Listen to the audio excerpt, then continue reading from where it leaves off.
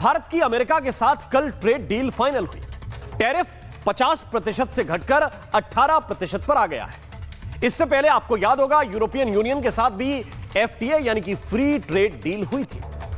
केवल एक साल के अंदर आप देखेंगे तो भारत की 5 बड़ी ट्रेड डील्स हुई हैं। अमेरिका के साथ, यूरोपीय संघ के साथ, ब्रिटेन के साथ, ओमान के साथ और न्यूजीलैंड के साथ। और हर डील के साथ एक बात तय होती गई कि मोदी जो है वो टफ नेगोशिएटर है, और यह बात खुद ट्रंप ऑन रिकॉर्ड कबूल कर चुके हैं। पिछले कुछ महीनों में ट्रंप लगातार यह बोलते रहे, कभी डील पर, कभी टैरिफ पर, कभी तेल पर और कभी युद्ध पर, लेकिन भारत की तरफ से सीधे तौर पर उन पर अटैक नहीं किया गया, बल्कि भारत ने धैर्य का परिचय दिया।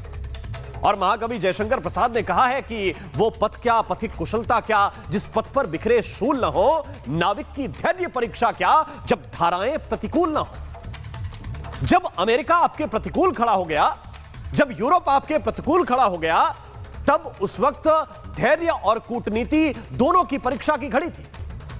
और अब कुछ महीनों के बाद का यह कमाल देखिए कि कुछ ही महीनों के अंदर ईयू से भी डील हुई है, यूरोप के 27 देशों से डील हुई है, और अमेरिका ने भी अपना टैरिफ 50 से घटाकर 18 कर दिया है। और आप देशों की लिस्ट देखेंगे कि किस पर कितना टैरिफ लगाया गया है, तो आपको यह समझ में आएगा कि इस डील में भारत का फायदा क्या है। यह जरा आप देखिए।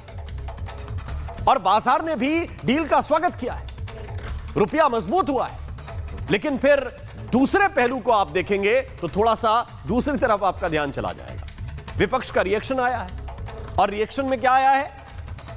मोदी ने देश बेच दिया है, इस डील से हमारा कोई फायदा नहीं होने वाला, यह दबाव वाली डील है, किसानों को बर्बाद कर दिया गया है।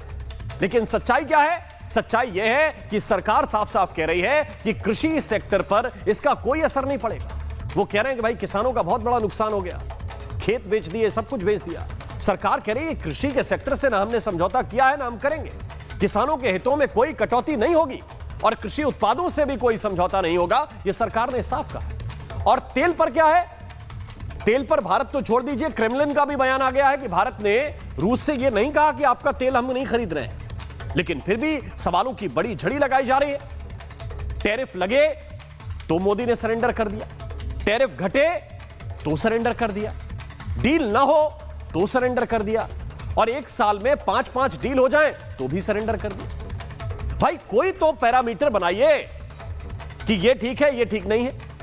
लेकिन ए में भी आलोचना, बी में भी आलोचना। सवाल यही है कि डील फायदेमंद है, लेकिन कितनी है, इस पर चर्चा हो सकती है। मैं इसी पर चर्चा करूंगा, लेकिन पहले एक रिपोर्ट आपको दिखाता हूं।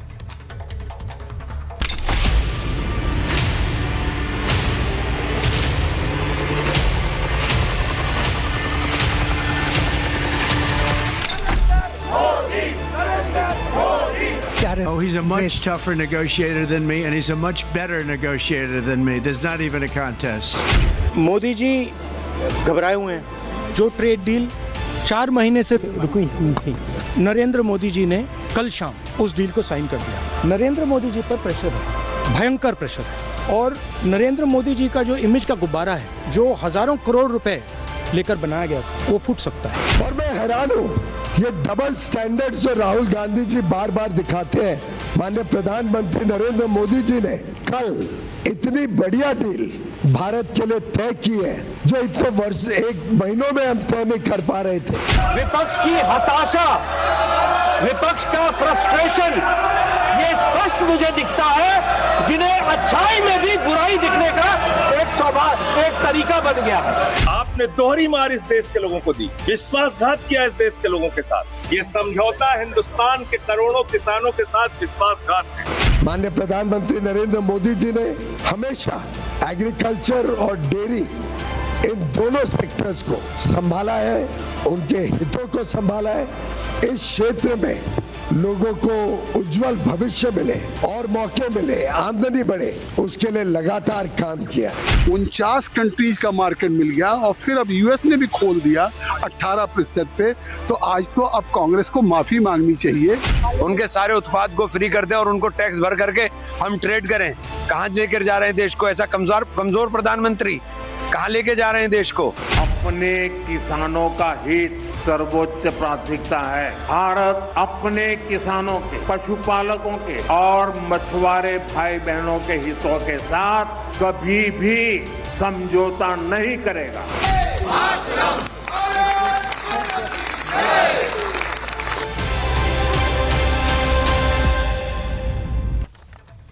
और आइए चर्चा की शुरुआत करते हैं। कुछ खास मेहमान इस वक्त मेरे साथ जुड़े हुए। मेरे साथ इस वक्त प्रेम शुक्ला हैं, प्रवक्ता हैं भारतीय जनता पार्टी के। मेरे साथ एम्बेसडर दीपक वोरा साहब हैं, जाने माने डिप्लोमेट हैं। मेरे साथ इस वक्त वरुण पुरोहित जी हैं, लीडर हैं कांग्रेस पार्टी के।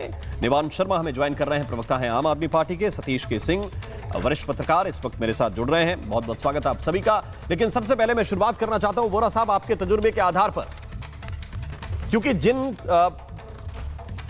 बातों के पीछे एक शब्द लगा हो डील, उसमें जाहिर बात है कि ए भी अपना फायदा ढूंढेगा और बी भी अपना फायदा ढूंढेगा। तो ये जो नई डील हुई है जिसमें 50% से रिड्यूस होकर टैरिफ के रेट्स 18% हो जाएंगे, मुझे जरा बताइए क्या इसमें कोई ऐसी चीज आपको दिखाई दे रही है कि कोई कहे कि देश बेच दिया है, सब कुछ बेच दिया है, किसान बेच दिए, जमीन बेच दी, आसमान बेच दिया, सब बेच दिया है? वोरा साहब बहुत बहुत धन्यवाद sir, thank you very much. आपके साथ जब भी होता हूँ बहुत मजा आता है, बहुत कुछ सीखने को मिलता हूँ। अगर कोई ऐसा आरोप लगाता है कि देश बेच दिया है, उसको यही कहूंगा आपने अपना जमीर बेच दिया, आपने अपनी बुद्धि बेच दी है। भारत की ये पहली ट्रेड डील नहीं है सर। आपको मालूम है आज तो शुभ मंगलवार है, मैं तो कहता हूँ महान मंगलवार है, भगवान श्री हनुमान का दिन है, आज काली माँ का भी दिन है। ये जो डील की गई है इसको agreement I prefer to call it, लेकिन ट्रम्प साहब डील डील डील करते हैं, सब लोग डील की बात करते हैं। जो अग्रीमेंट किया गया है सर बहुत सोच समझ के किया गया है, और हमने ऐसा कुछ नहीं किया कि देश की आर्थिक व्यवस्था पर को नुकसान हो, बल्कि कुछ ऐसी टेक्नोलॉजीज हैं, कुछ ऐसे एरियाज हैं जिसमें हमें फायदा होगा। आपको एक चीज और बता देता हूँ, हम लोग सब ट्रेड डील की बात कर रहे थे, जबकि दूसरे सेक्टर्स हैं अमेरिका के साथ हमारे संबंध है, स्पेस टेक्नोलॉजी में है, सेमीकंडक्टर्स में है, ओशंस के नीचे है, डिफेंस में है, चंद्रमा पर जाने के लिए बहुत से हमारे एरियाज ऑफ अग्रीमेंट। इस समय जैसे मैं आपके साथ बात कर रहा हूँ, हमारी एक डेलीगेशन साइंस एंड टेक्नोलॉजी के अमेरिका में बैठी हुई बात कर रही है, ये करना है वो करना है एजुकेशन में। तो सिर्फ ये कहना है कि इस डील के जरिए सब कुछ हो जाएगा, नहीं सर, बहुत से और एरियाज हैं। और फाइनली इतना मैं कहूंगा सर कि अभी जब हमने ईयू के साथ इस आज तक मेरा जो मैं मिनिस्ट्री की वेबसाइट पे चेक कर रहा था, हमने कोई 15 या 16 फ्री ट्रेड एग्रीमेंट साइन किया, तो हमको बहुत तजुर्बा है, हम इतनी आसानी से साइन नहीं करते, हम पहले पूरा देखते हैं। तो आप लोगों ने, आपको याद है कि यूरोपियन यूनियन की जो प्रेसिडेंट आई थी, यूरोपियन कमीशन की प्रेसिडेंट मिस वंडरलैंड, उसका हमेशा नाम मैं भूल जाता हूँ, उर्सुला वंडर समथिंग है उनका नाम, तो उन्होंने ये कहा था कि this is the mother of all deals. तो आज मैं उनको बताना चाहता हूँ कि मैडम हमने साइन की है the father of all deals. तो आप देखेंगे कि अमेरिका के साथ भी, यूरोपियन यूनियन भी, आसियान भी, अरब ब्लॉक भी, मेरकोसूर भी, जो चाहता है, जो भी आप जिसका नाम ले लीजिए सर, जिस ग्रुप का, वो सब चाहते हैं इंडिया ग्रोथ स्टोरी का हम हिस्सा बनना चाहते हैं। That's all that I want. ठीक है, और मैं सीधा सवाल ये निवान शर्मा आपके पास लेकर आना चाहता हूं। आपके नेता कह रहे हैं भाई किसानों का सब कुछ हित बेच दिया, किसान दांव पर लगा दिए, ऐसा कुछ नहीं करना चाहिए था। अभी थोड़ी देर पहले पीयूष गोयल बोलकर गए कि एग्रीकल्चर पर कोई हम आप किसानों के साथ समझौता नहीं करते, डेयरी प्रोडक्ट पर हम कोई समझौता नहीं करते। तो सरकार की लाइन स्पष्ट होने से पहले ही आप इतना ताबड़तोड़ क्यों फायर हो जाते हैं?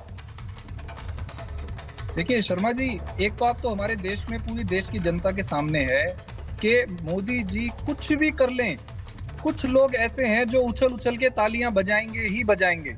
वो रशिया से सस्ता तेल खरीदे तो ये उछल उछल के तालियां बजाएंगे। अब यूएस से बताएगा कि आप रशिया से तेल नहीं लोगे तो ये उछल उछल के तालियां बजाएंगे। जब यूएसए ने टैरिफ 50% कर दिया तो ये उछल उछल के तालियां बजाएंगे कि अब हमारे दूसरे रास्ते खुलेंगे।